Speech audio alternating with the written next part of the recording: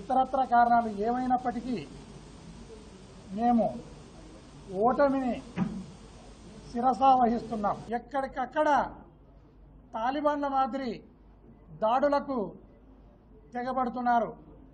తెలుగుదేశం పార్టీకి సంబంధించిన కార్యకర్తలను అనుకోండి, కొందరు దాంట్లో ఉండి విధ్వంసం సృష్టించాలా అనుకునేవారు. కానీ మా కార్యకర్తల మీద, మా లీడర్ల ఇండ్లపైకి దాడులు చేస్తున్నారు.